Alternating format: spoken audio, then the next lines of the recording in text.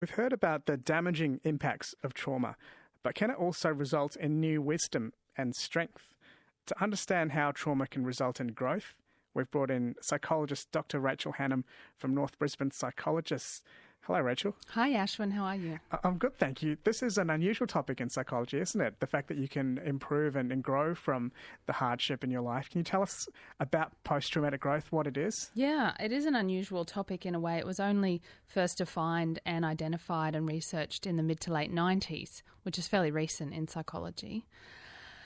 And I think the researchers who originally coined the term had been interested in the fact that many people who go through, up to 70% in fact, of people who go through a trauma, eventually, maybe a year or 2 or 3 down the track, reported, despite having some of the aftermath of the trauma still in their system, they reported that they had a greater appreciation of life, they felt stronger as a person, they had really come to appreciate their life and their relationship with others, and this seemed to be as a consequence of having gone through a traumatic experience. Are there certain types of people or certain environmental conditions that lead to this growth from the trauma? Absolutely.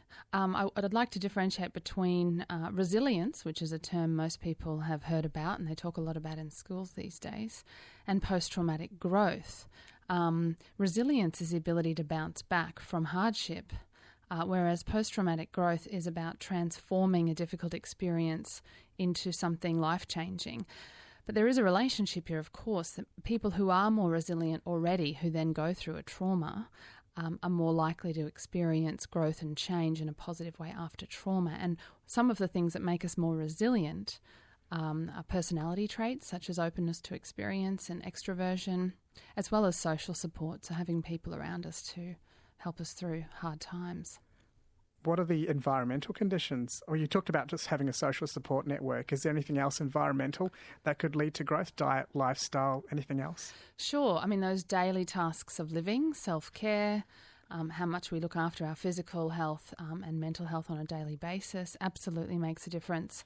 But the research seems to suggest that having social and emotional support is one of the biggest predictors of recovering from trauma and building our resilience. What is this growth that you experience? What are is it wisdom? Is it strength? Can you tell us a bit more about what the growth actually is? Yeah, well, I'll actually quote from the post-traumatic growth scale developed by Tedeschi and Calhoun. And the 5 aspects or subscales in the post-traumatic growth scale are appreciation of life, strengthened relationships with others, new possibilities in life, personal strength, and spiritual change. So these were the 5 facets that they identified may be some of the positive consequences of processing recovering from trauma. You know, they say good art often comes from hardship and pain. Is there a connection here that the albums and the music we've enjoyed for 100 years plus have often come from people in pain because they just have this new sageness and interesting perspective on life because of the hardship they've endured? Yeah, absolutely. Yeah, 2 of the other factors, interestingly, that are related, which are sort of out of people's control, are being female and being younger as opposed to an older adult. Not being too young, young children are not very resilient, but teenagers and young adults tend to recover better from trauma than older people, and women tend to as well, but that might be a function of social support. Sorry, back to your question. What was your question? About the hardship producing the great art. The great art comes from people in pain. Is there a connection with post-traumatic growth being the reason why they're just a little bit more wiser and, in tune with life because of the difficulties they've gone through? I definitely think so. Something you said popped something else in my brain, which is where I went off tangent. Yes. But what it did pop was my favourite singer, whose name I won't mention in case there are listeners who totally disagree with me. I thought her music was much better when her life was full of torture and turmoil when she was younger, and now she's kind of gotten stable and her music's not as good. Yes, the middle class are not good for this kind of thing, aren't they? Yeah, no, I think there is a correlation between going through a lot of distress and turmoil and heartbreak and expressing that through various forms of art. Can you explain the different types of trauma? I can, yeah. So researchers and experts tend to differentiate 3, maybe 4 different types of trauma. So there's what we think of as traditionally think of as trauma. When you hear the word trauma, people think war, car accidents, natural disasters. And so we can refer to those as shock traumas. So there's this unexpected shock out of the blue. You see your best friend killed, you have a car accident, you fall off a building and survive. So these are shock traumas. But we also have interpersonal traumas. As a child, we call that developmental trauma. And then in workplaces or adult relationships, we talk about relational trauma, so maybe being bullied at work. And these sorts of traumas, being bullied at work, experiencing abuse as a child, experiencing abuse in a relationship, this is a build-up of toxic stress. So there may be shocks involved, but the trauma comes more from this chronic and toxic stress that the child or adult lives with over time, which really decreases a sense of agency and self-esteem and renders the person powerless. All trauma really is about rendering a person's nervous system kind of into overwhelm and powerlessness. And trauma is really our inability to know how to think about what's happening and know what to do about what's happening. So when we say someone's scatterbrained, we judge them that way, it could be that they just have this trauma response built up. Well, I mean, that's right. As a psychologist, I see people who really struggle with a lot of behavioural and emotional challenges, from procrastination to anxiety and depression. It's not always related to old traumas, but quite often it is, or sometimes it is. And so trauma, the aftermath of traumatic experience manifests in many different ways.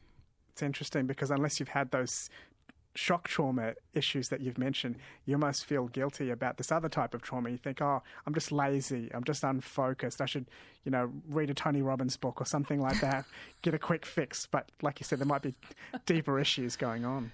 Oh, absolutely. And there's a diagnosis that's not in our diagnostic and statistical manual, although many people think it should be, known as complex PTSD. So PTSD, we often think of those shock traumas, but complex PTSD is related to childhood neglect and abuse, childhood traumas that, many, many years later, sometimes decades later, is still manifesting in our life as difficulty in relationships and addiction and anxiety and depression and panic. So this complex PTSD is likely to make it in, I think, to the next edition of our diagnostic manual. And that sounds like it would be harder to treat. It really depends on the person and the match between the individual and the therapist. But yes, I think generally speaking, when current problems have their roots, historical roots, a long time ago in the past, there's a lot of exploration that needs to happen or can happen around, where did this start and why am I the way that I am? But as you've suggested, having a diagnosis can mean that you can take away the judgment and the labels of crazy and lazy and think, well, I was just traumatised. Yes. Is it the case that complex PTSD involves more distrust of other people than straight PTSD? I mean, it can do. You can see that mistrust in both types of PTSD. In classic PTSD, the things that people think of is we get flashback, the war veteran who's getting flashbacks and nightmares. We do see that in complex PTSD as well, but complex PTSD is more likely to manifest as relationship difficulties, addiction, depression, anxiety. You're listening to Dr. Rachel Hannam, who is explaining trauma and post-traumatic growth to us today. What's the ACEs survey? So the ACEs survey is the Adverse Childhood Experiences Survey. You can do it online. There's a website called ACES Too High, ACES Too High.com, and you get a score out of 10, and it measures if you grew up seeing having a family member with mental illness who abused substances, if you experienced divorce, witnessed violence, criminal behaviour, any kind of sexual, physical or psychological abuse or emotional neglect. These are the 10 ACEs, Adverse Childhood Experiences. And your score on this survey is highly predictive of both mental health struggles as well as physical health struggles such as heart disease and diabetes, obesity, addiction. There's this amazing correlation, predictive validity of the ACEs scores and health later in life. Why are these illnesses, why are these hardships causing physical illnesses beyond mental conditions? Diabetes, you mentioned, for instance. Yeah. Well, I'm not a medical doctor and I don't have a deep understanding of the physiology of it, but I do know that it's from living with the toxic stress that, a child who is fairly powerless and doesn't know how to make sense of their feelings and articulate their needs yet, if they're experiencing these ACEs that I mentioned, then they're living with this toxic and chronic stress in their system, which, as we know, has physiological effects on the nervous system and the tissues of the body.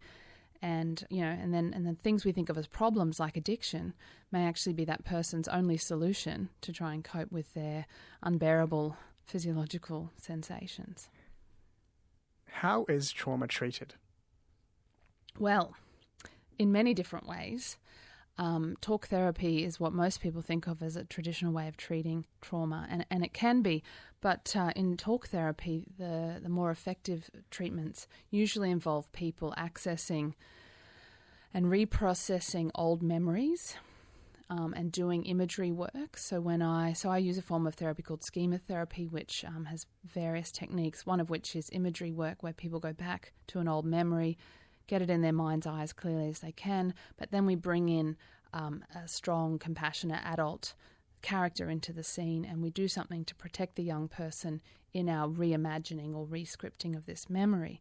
Doesn't mean you forget the original memory, but the person gets a visceral experience of being protected and supported instead of feeling terrified and powerless like they did in the original memory. So that's one way, and there's various other techniques, EMDR, eye movement reprocessing. And but there's also a growing body of evidence that suggests that we need to really engage the mind and the brain and the body to treat trauma. So yoga therapy is becoming a more popular way of treating trauma. If you read Bessel van der Kolk's book, The Body Keeps the Score, he even talks about using drama and psychodrama to treat trauma. So engaging the creative parts of the brain is one aspect of treating trauma, as well as traditional talk. Why does creativity and creative action treat trauma? I think if it's used in conjunction with therapy, I think it's engaging the whole being, the whole brain, the whole person. And one of the things about trauma is it leaves us feeling unsafe in our body. So if we can give people experiences where they start to connect with themselves again and they start to feel safe in their own skin again, and make sense of their world and bring compassion to themselves and express themselves, all of these aspects, are part of recovering from trauma. How effective typically is trauma treatment? I don't know the statistics. I certainly know you're much more likely to recover from trauma if you get treatment than if you don't. We're talking about post-traumatic growth. The statistics on that are that 70% of people experience this transformation, this growth at some point down the track after their trauma, which suggests that humans are often very resilient. The ones who are more likely to be in that 70% are people who've sought help and support and treatment. Yeah. You also said they need particular psychological characteristics to experience that growth, such as openness to experience earlier. Can you explain a little bit about how they can, shape themselves to be more open and be more receptive to growth? Yeah, absolutely. So, some of these personality traits are reasonably set, things like openness and extroversion, although we can learn, in terms of openness to experience, we can learn to reconsider our beliefs and restructure our thinking and our beliefs. We can actually improve our ability to seek and create social support. So even though we might not want to become an extrovert, if we're an introvert, we can increase social support. And so there are ways that we can become more resilient and recover from trauma. Some of the psychological things that we might need to do is, and we might do this with a good therapist, is learn and practice optimism and gratitude. These tend to help with being in the moment and being more open, as well as learning emotional regulation and stress management techniques. Again, a good therapist can help. Tell me about that. Is that deep breathing, counting? What is emotional regulation? Emotional regulation, it's quite a good term when you think about it, because regulation means keeping in some sort of homeostasis. So when your mood goes really low, knowing ways to bring it back up again. When you're really stimulated, heightened with anxiety, then knowing how to bring your system back down again. So this is the meaning of regulation. And it really involves, as you've said, being mindful, being aware of what you're feeling, being able to name what you're feeling often helps. And then practicing mindfulness, practicing different forms of self-soothing, knowing what calms you down, knowing who to reach out to, having people you can trust. All of this helps with emotional self-regulation. You're listening to ABC Radio Brisbane and Queensland, and Dr. Rachel Hannam is here from North Brisbane Psychologist to explain post-traumatic growth to us and the concept of trauma itself.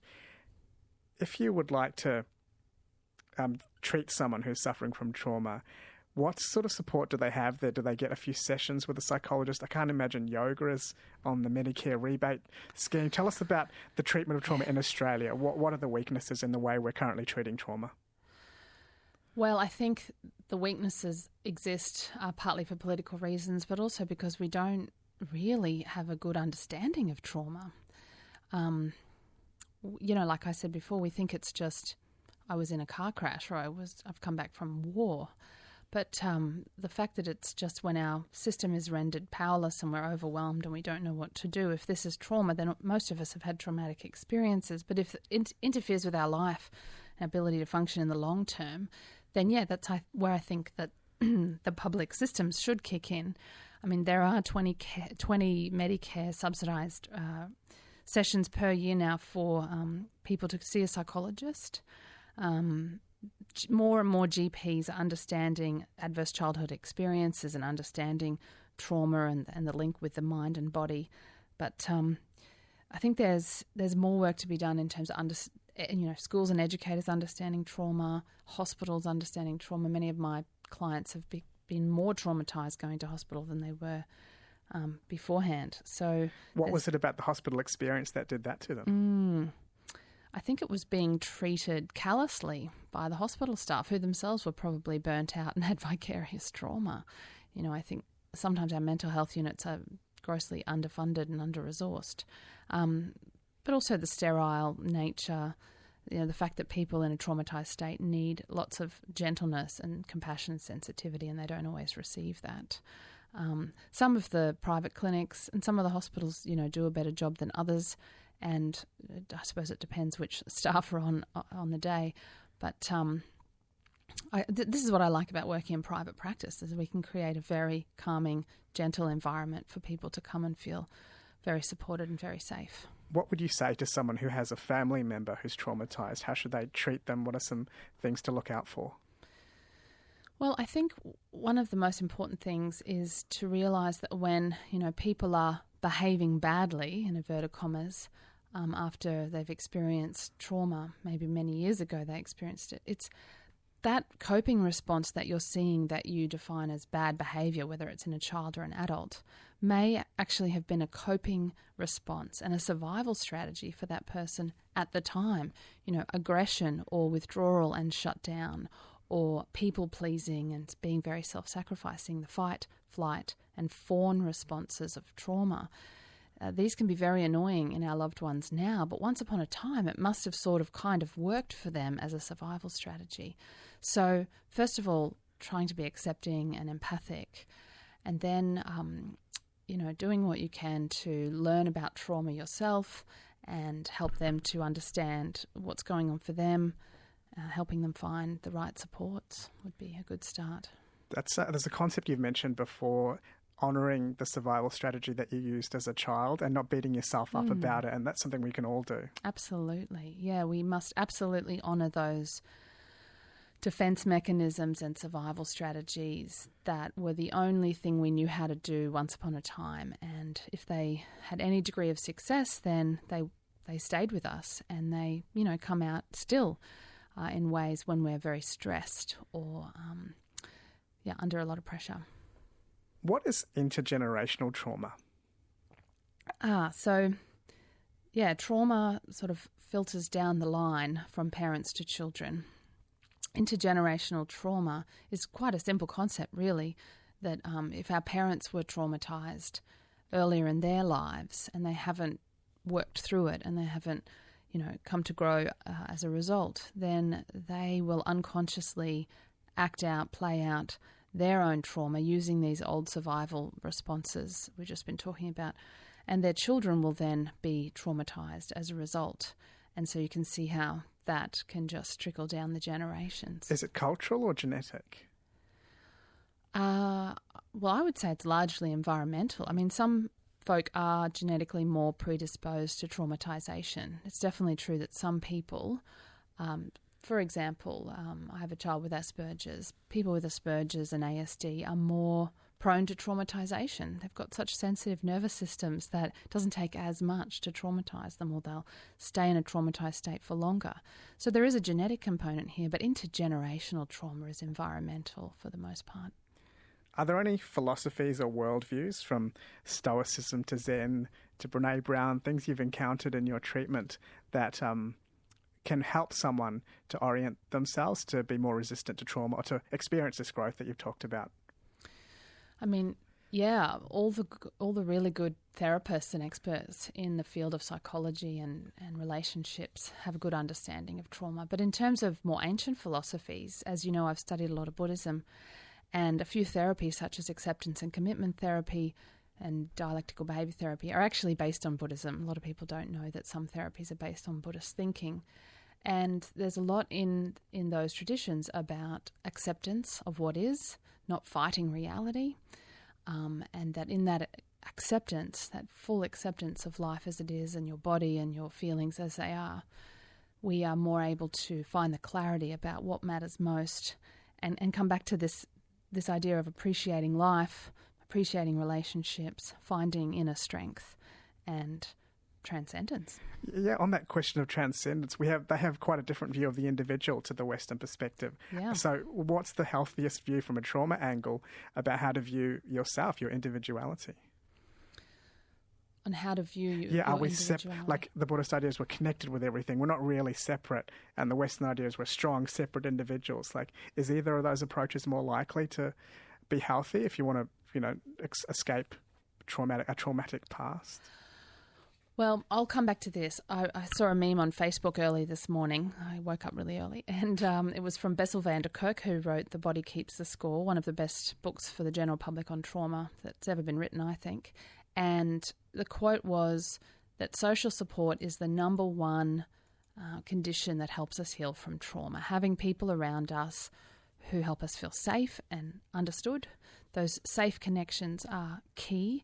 And so in Buddhism, we've got the Sangha, the group. In most spiritual traditions and all around the world, really, community is everything. We're tribal animals. We're communal animals. So we need each other. And in trauma, sometimes there's one of the questions on this survey, the Post-Traumatic Growth Survey, is, I am now better at accepting that I need others. It's one of the questions. So some people don't like to admit that they need others. But we do. You've been listening to Dr. Rachel Hannam from North Brisbane Psychologist. We are coming up to news time. Is there any one last thing you'd like to say about post-traumatic growth that you wish people knew out there? Yeah, there is. I have one more note here, and that is that self-empathy and self-compassion is really key.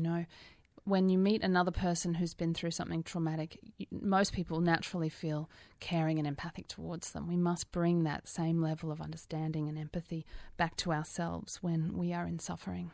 Rachel, thank you for coming in. Thanks, Ashwin. That is Dr. Rachel Hannam from North Brisbane Psychologists.